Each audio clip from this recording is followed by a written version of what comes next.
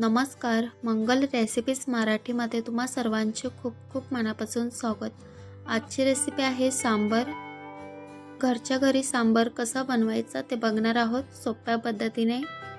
सांबर बनवण्यासाठी इथे मी भाज्या कट करून घेतलेल्या आहेत। एक मोठा टोमॅटो घेतला आहे, भोपळा घेतला आहे, भोपळ्याचे साली काढून आणि कट करून घेतलेला आहे, वांगे घेतलेले आहेत आणि शेवग्याच्या शेंगा घेतल्या आहेत। इथे तुम्हाला ज्या भाज्या आवडत असतील ते तुम्ही घेऊ शकता।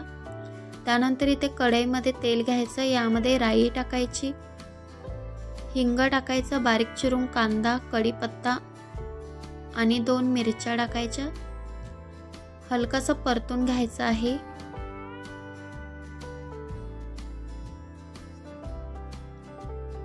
त्यानंतर यामध्ये टोमॅटो ॲड करायचं।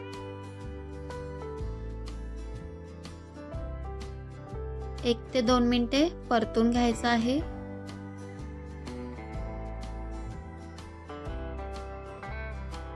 परतून झाल्यानंतर यामध्ये मसाले ॲड करायचे। चवीनुसार मीठ टाकायचं, मिरची पावडर टाकायची, तिखट तुम्ही कमी जास्त करू शकता तुमच्या आवडीनुसार। हळदी पावडर टाकायची, 2 चमचे सांबर मसाला टाकायचा, मिक्स करून घ्यायचं। त्यानंतर यामध्ये भाज्या ॲड करायच्या।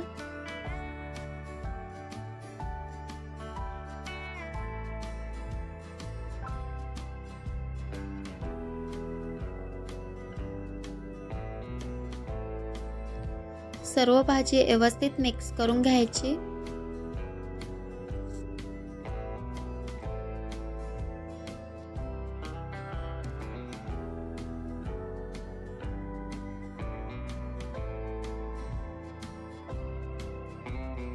मिक्स करून झालेला आहे, यामध्ये पाणी ॲड करायचं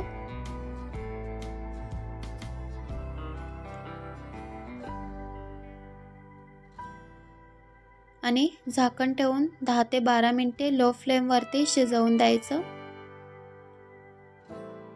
10 ते 12 मिनिटांनंतर छान अशी भाजी शिजलेली आहे। एकदा मिक्स करून घ्यायचं।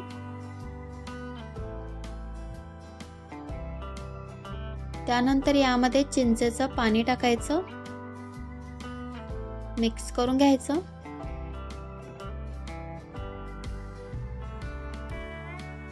त्यानंतर यामध्ये डाळ ॲड करायची। तूर डाळ शिजवून घेतली आहे।